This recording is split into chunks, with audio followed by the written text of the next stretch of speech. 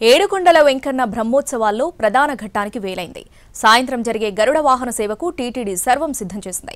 ఇప్పటికే 1,00,000కు మించి భక్తులు కొండకు చేరుకున్నారు. తిరుమల శ్రీవారి వార్షిక బ్రహ్మోత్సవాల్లో గరుడ వాహన సేవ ప్రత్యేకత గురించి ప్రత్యేకంగా చెప్పాల్సిన పని లేదు. లక్షల్లో భక్తులు తరలివచ్చి కనులారా వీక్షిస్తారు. బ్రహ్మోత్సవాలలో 5వ రోజు రాత్రి నిర్వహించే గరుడ వాహన సేవకు టీటీడీ సర్వం సిద్ధం చేసిందే. 9 రోజుల పాటు 16 వాహనాలపై స్వామివారు మాడవీధులలో విహరిస్తూ భక్తులకు దర్శనమిచ్చినా ఇవాళ రాత్రి జరిగే గరుడ వాహన సేవకు ఉన్న ప్రత్యేకత అంతా ఇంతా కాదు. ఈ రోజు మూలమూర్తికి అలంకరించే లక్ష్మీకాసుల హారం, సహస్రనామమాల, పచ్చల హారాలను ఉత్సవమూర్తి మలయప్ప స్వామికి అలంకరిస్తారు. ఏడాదిలో ఈ ఒక్కరోజు మాత్రమే స్వామివారికి అలంకరించిన ఆభరణాలను సడలించి ఆలయం వెలుపలకు తీసుకువచ్చి ఉత్సవమూర్తులకు అలంకరించే సంప్రదాయం కొనసాగుతుంది. గరుడ వాహన సేవ పూర్తయిన తర్వాత తిరిగి స్వామివారికి ఆభరణాలను అలంకరిస్తారు. ఇక రాష్ట్ర ప్రభుత్వం తరపున సమర్పించిన పట్టు వస్త్రాలను గరుడ సేవ రోజున స్వామివారికి అలంకరిస్తారు.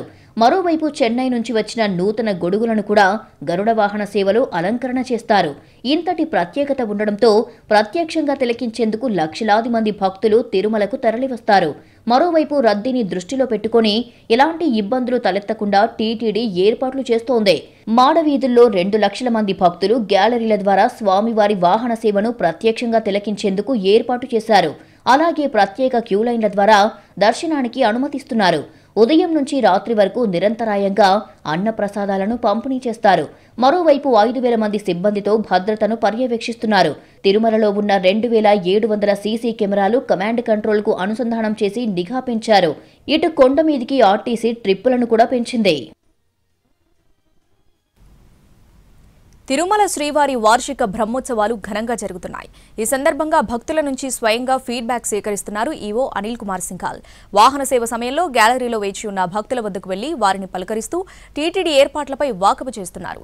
భక్తులు అందిస్తున్న సమాచారంతో మరింత మెరుగైన సేవలను అందించే సౌలభ్యం లభిస్తుందని భావిస్తున్నారు అనిల్ సింఘాల్. టీటీడీ నిర్వహించే ఉత్సవాల్లో బ్రహ్మోత్సవాలు అతి ప్రధానమైన ఘట్టం. లక్షలాది మంది భక్తులు తిరుమలకు తరలివచ్చే కార్యక్రమం కావడంతో టీటీడీ కూడా ఉత్సవాల నిర్వహణను ప్రతిష్టాత్మకంగా తీసుకుంటుంది.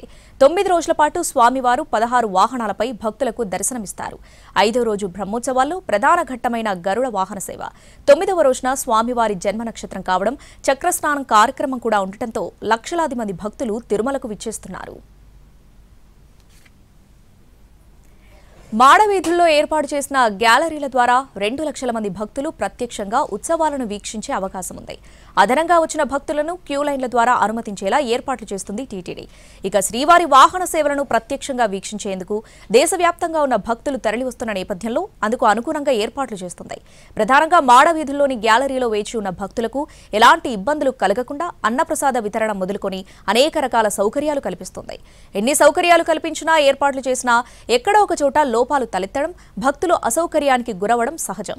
అందుకే సౌకర్యాల కల్పనకు సంబంధించి పర్యవేక్షణ మీదే టీటీడీ ఉన్నతాధికారులు ఎక్కువగా దృష్టి సారిస్తారు.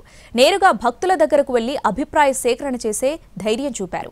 కారణం, భక్తులకు లోటుపాట్లు ఎదురైతే వారు బహిరంగంగానే అసంతృప్తి వ్యక్తం చేస్తే అది తమకు ఇబ్బందికరంగా మారుతుందని భావిస్తారు. కానీ ప్రస్తుత ఈవో అనిల్ సింఘాల్ మాత్రం అందుకు భిన్నంగా వ్యవహరిస్తున్నారు.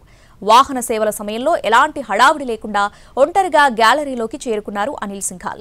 భక్తులను పలకరిస్తూ వారికి అందుతున్న సేవలను అడిగి తెలుసుకున్నారు. దర్శనానికి ఎంత సమయం పడుతుందో కనుక్కున్నారు. వారితో మమేకమవుతూ మాట్లాడుతూ వివరాలు సేకరించారు.